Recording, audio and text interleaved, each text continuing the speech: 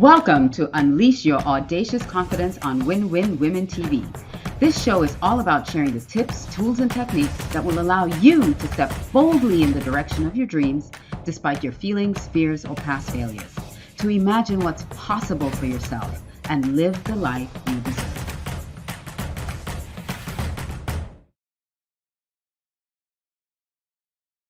Well, hello, and welcome to this episode of Unleash Your Audacious Confidence here on Win-Win Women TV. I'm your host, Alicia Couri, and today's topic is something that I have personal experience with, so I'm sharing from something that I know, and I'm excited to get to that topic with you. But before then, I wanted to just encourage you. Listen, this is Win-Win Women. You're here as a fellow woman. So I encourage you to go check out the Win-Win Women website, winwinwomen.com. There's so much there for you, including these shows. So you have an opportunity to do these shows. If you also want to be a show host, I would encourage you to go to my website, redcarpetceo.com. And on that site, you will see a link. You know, it's a big Win-Win Women, the Win-Win Women logo. And when you click on that, you can have an opportunity to host your own show like I'm doing here right now. You have an opportunity to have your own show on this network as well.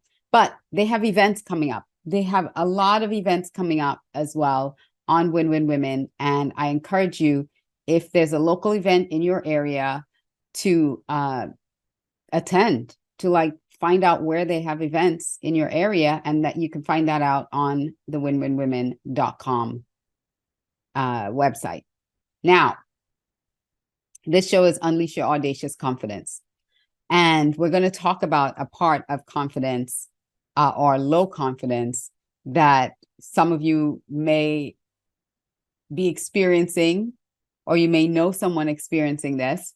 I shared this topic just a few minutes ago. I did a pre-show preview of this topic, and one of the viewers watching said that she'd never heard that word outside of the Caribbean because she's an island girl, and she had never heard it outside of the islands.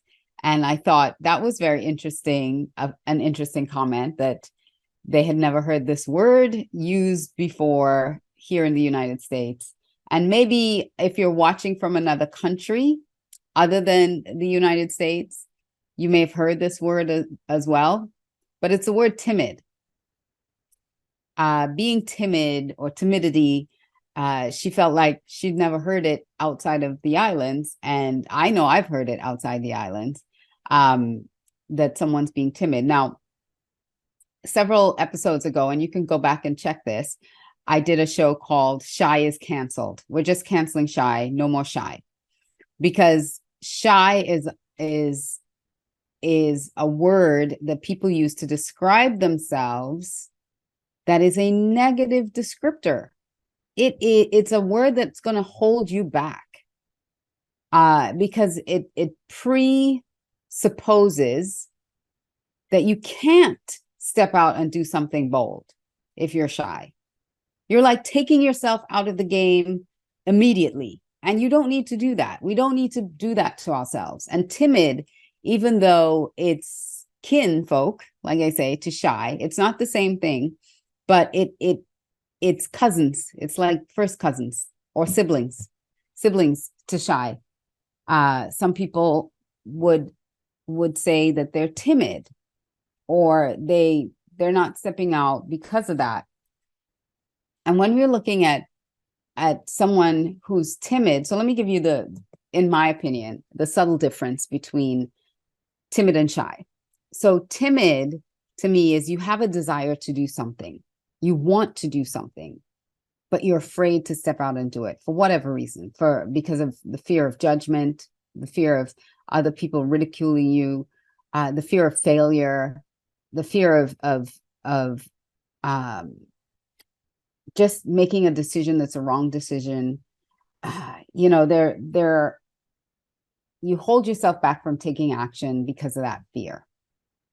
And shy is more of a disposition.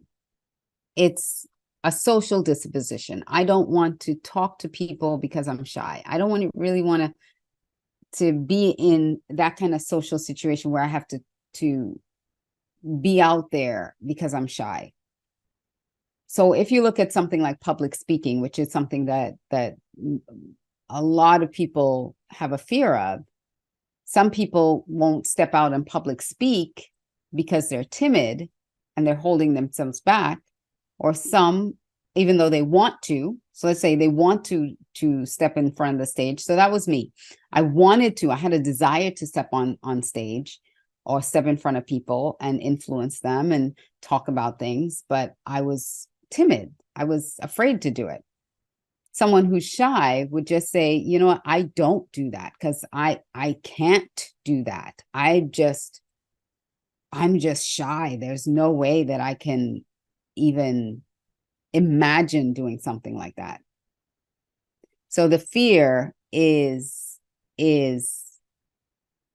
telling you that you have that this is who you are, that you are shy.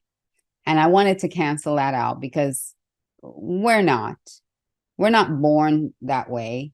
We're not born with shyness. It's something that's developed. And so when we look at being timid, you're probably not speaking up. There's a difference between not speaking up, having something to say, and not speaking up, between removing yourself from a situation because you're shy. You're apologizing all the time, even for things that you don't need to apologize for. I think women especially say I'm sorry so much more than men do. They say sorry for everything. You bump into a chair, I'm sorry. The chair is an inanimate object. So sometimes we're over apologizing. That could be a sign that you're timid. Again, you're afraid to public speak, to get up in front of people. Even if it's a room full of 2 or 3 people, you have a fear of stepping out and speaking in front of people.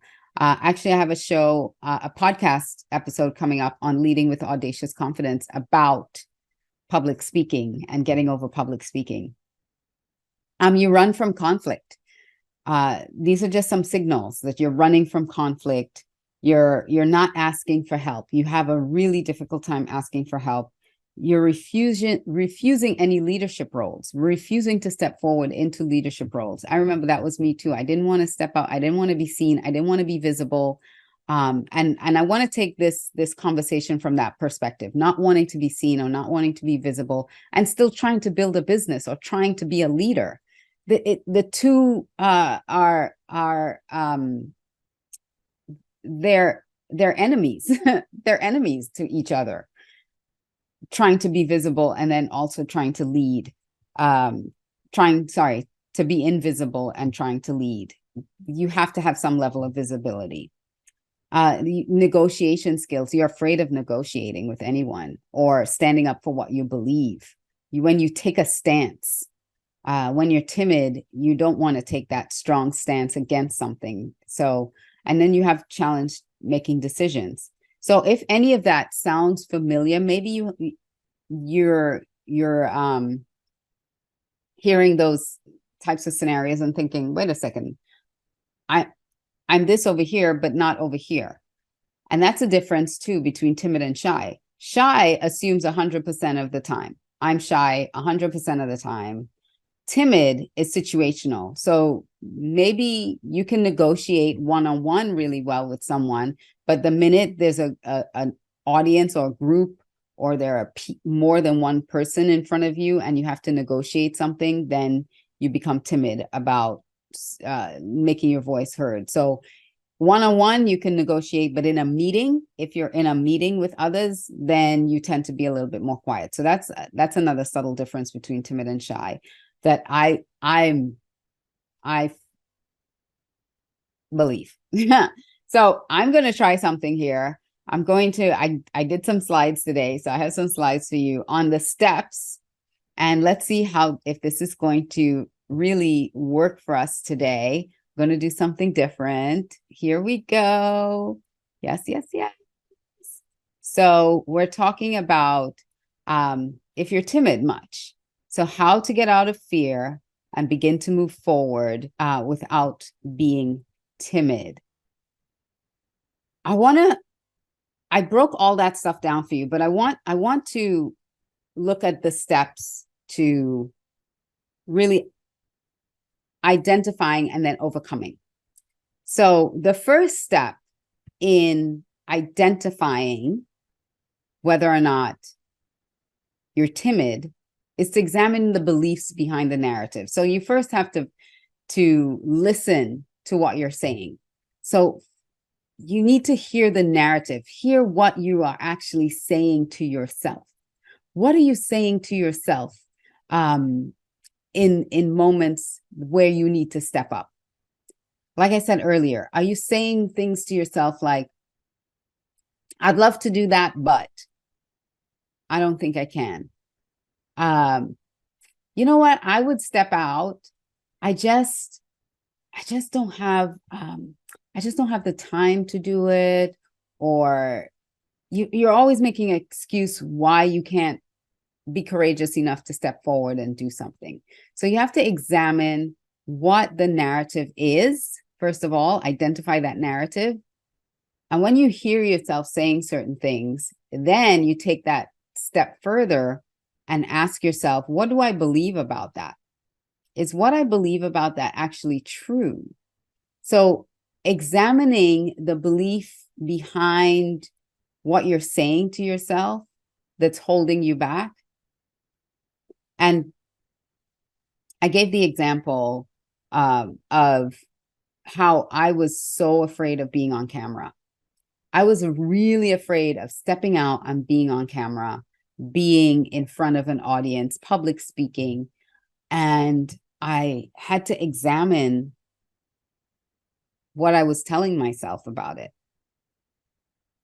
And really, all I was telling myself about it was that I was afraid. It's like, you can't do that. Who do you think you are? Nobody's going to listen to you. What do you have of value to share? The first time my coach told me that I need to be on stage, I remember quite clearly. I remember everything about that moment. We were sitting at a pool during a retreat, and she looked at me, and I was telling a story, and she looked at me and she said, "You need to be on stage." And I was like, me? There's no way. Nobody's going to listen to me. Who's going to want to listen to what I have to say? I don't have a story to tell, anything to share. And she said, "No, you belong on stage. You need to be on stage."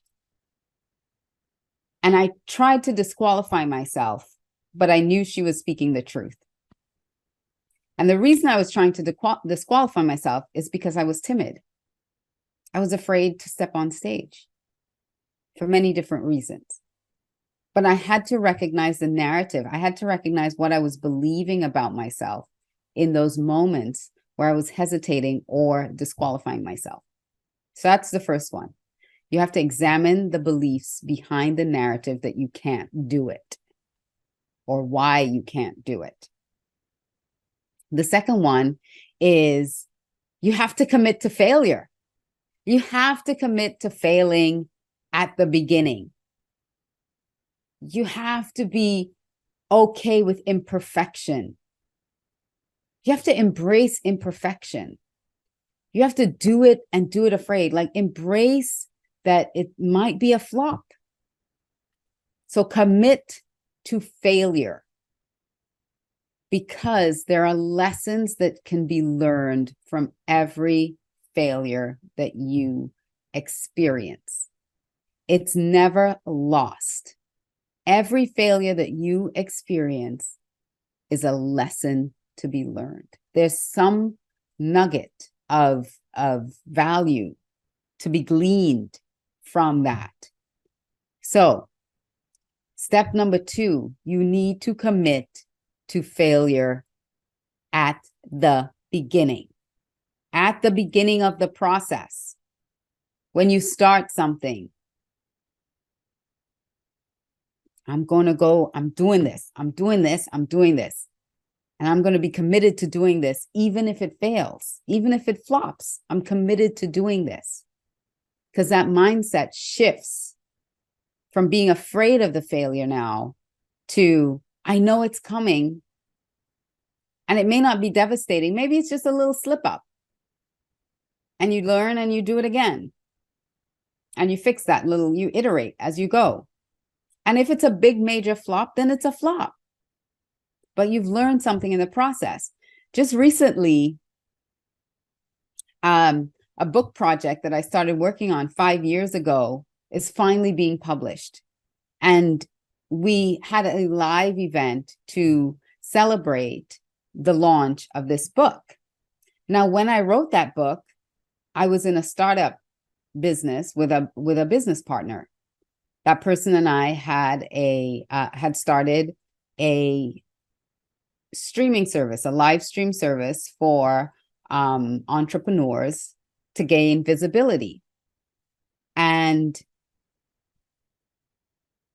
on my end, it failed. The business failed, the partnership failed. But from that partnership, we both separated. So that business was a failure, but we both separated and went on to take what we learned from that partnership and create different businesses in the same kind of field. And we're both having success with it separately. But that particular business was a failure. Now, the reason I bring up the book project is because when we were finally getting to publish the book, I didn't realize that what I wrote about in that book was about that new business that I had started that I wanted to promote. And 2 minutes before I went live on air, I'm looking at the chapter in the book in the digital copy, and I'm reading the chapter that I wrote. I'm like, uh-oh, that's not what I want out there, because that business isn't mine anymore.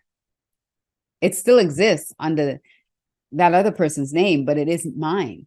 That business was a failure for me. So I quickly messaged the publisher as we were getting ready to go live. I said, "Oh, I need to rewrite my chapter. That chapter needs to like change completely." And she's like, "No problem. The digital copy has this chapter. So when it goes to print, we'll put the new chapter in, and we'll refresh and upload the new digital copy once we have your chapter." So again, the business failed. I learned a lot from it. And now the book chapter has been edited and will reflect where I am now and what I'm doing now with technology, more so than what I was doing back then. So you can always overcome something, right? So even though I was reading that chapter, I'm like, oh no, they're launching the book today, the digital copy of the book today. Some people will read it, but then within a short period of time, it will be refreshed and the new copies will be out with the correct information in there. So you can always look at ways to not just learn from it, but if it is a slip and a fall, to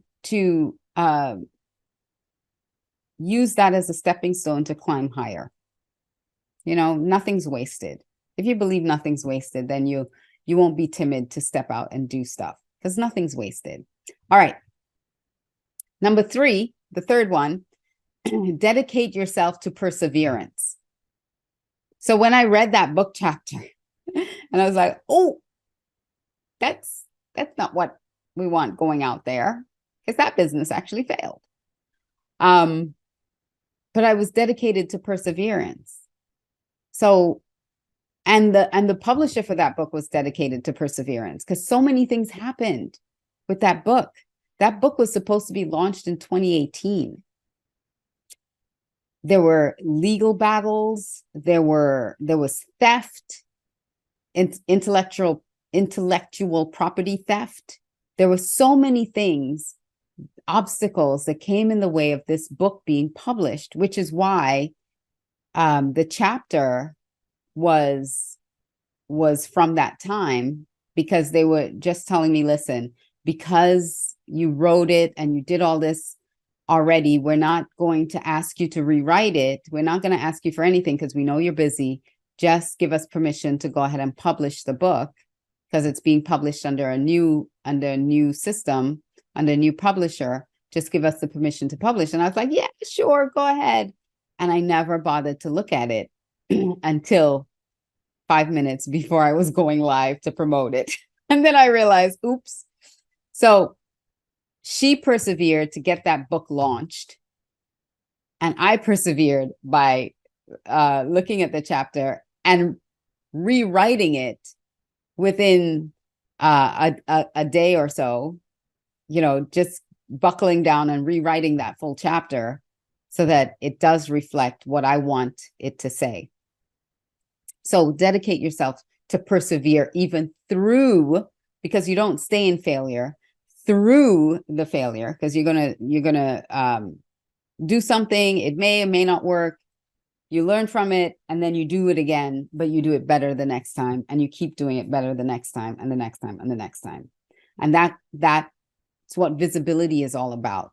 It's about stepping out, getting in front of things, being visible, making mistakes.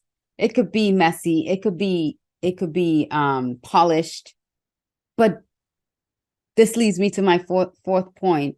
And the fourth one is you need to bite the bullet and just do it. And when you are able to step out and just do it, then that's when success begins to happen for you. When you persevere and you bite the bullet and you just do it. Do it imperfectly. Do it scared, but just do it. And when you keep doing it, then you build that muscle and you gain more confidence, because this is what this show is about. You gain more confidence in the doing. So I just want to wrap this up by recapping. So examine your beliefs. What do I believe about being shy, being timid, being afraid? What do I really believe about that, about me? Why can't I? Why can't I? So examine those beliefs, because when you have awareness around what you're believing, then you can shift and change it. If you don't ever get awareness around what you're believing, you can't change it and you can't shift it. The second thing, commit to failure. Do it imperfectly. I'm just going to commit myself to doing it, whether I'm brilliant at it or not. And then dedicate yourself to the perseverance of it. That's number 3. And finally, just go ahead and do it. Just do it and keep doing it and keep doing it. If it fails once, don't sit in it. You know why they say get back on a horse? If you fall off, just get right back on a horse. Because if you sit too long on the ground, it's going to be really hard to climb back up on that horse. The fear is going to grip you. And you're going to say, you see, I knew I couldn't do it. And you're not going to try to do it again. Do it quickly in succession. And keep doing it, because practice is what builds that confidence muscle. So those are the tips to really breaking yourself free from being timid, being shy, and stepping out with more audacious confidence. So when we're talking about being visible and having visibility, what we're looking at is making that decision to get in front of the camera, to get in front of an audience, to use our voice, use our story, use our experience to help someone else.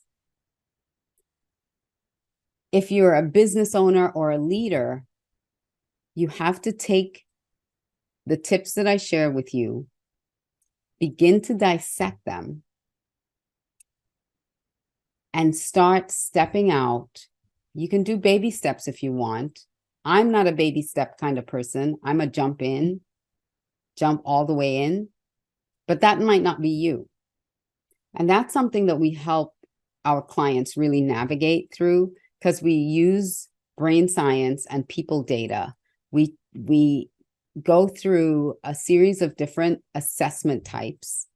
We have things that assess you cognitively, affectively, and cognitively. Those are the 3 parts of your mind that are at work all the time to help you strive, make decisions,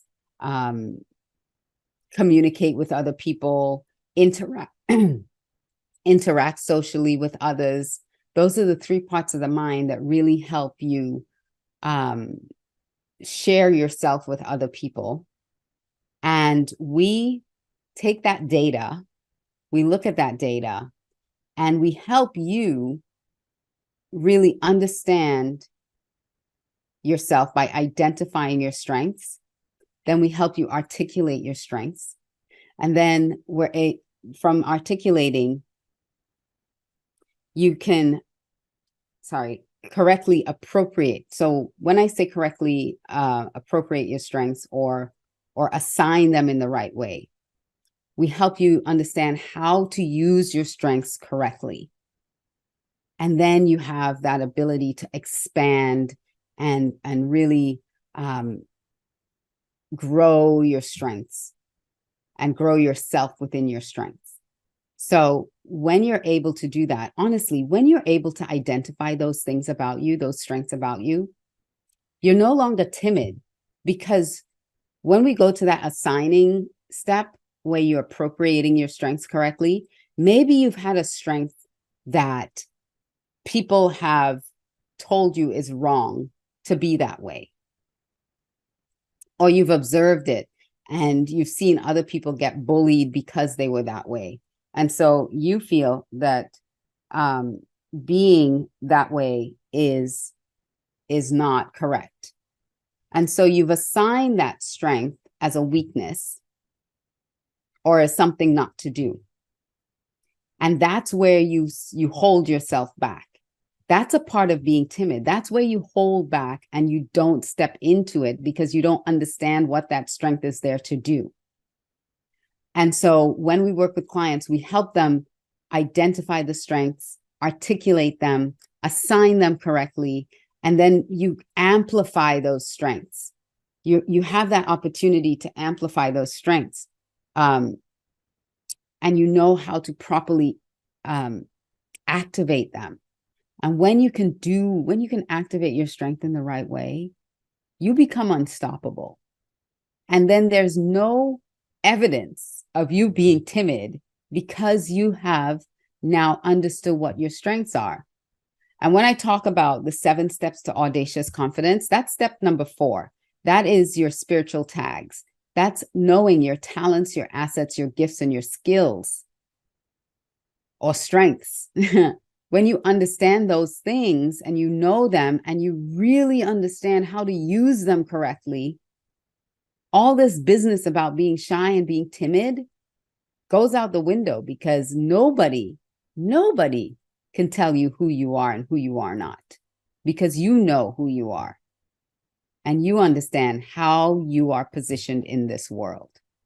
So if you want to find out more about those strengths, those strength assessments that we use, the different types of assessments that we use to help people really identify their strengths, and they can move forward and be more bold and be more visible and more audacious and more courageous in what they're doing, just connect with me. If you go to alicia360.com, ALICIA 360.com, you can find every way to connect with me there. You can text me, you can WhatsApp me, you can DM me on any social media platform. Everything is right there to connect with me. You can look at my websites from that site as well. Just hit the little world button and you can check out the websites. But I want you to move beyond this way of being timid and being shy to really step into your audaciousness. So I'm going to leave you with this. Be bold, be brave, and every day do one thing to release timidity and step out with audacious confidence. I will see you next time on another episode of Unleash Your Audacious Confidence here on Win Win Women TV.